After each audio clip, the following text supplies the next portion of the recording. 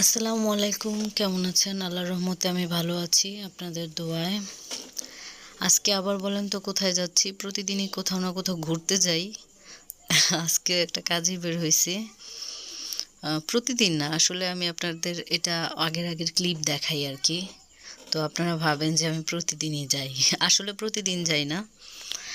এটা ছিল একটা কাজের ভিডিও, যেমন আমার সংসারের জন্য এটা অন্ধকার ছিল, সরি।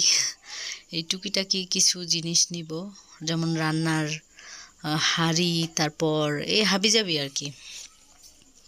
তো ভাবলাম আপনাদের কেন দেখাই না, একটু দেখাই।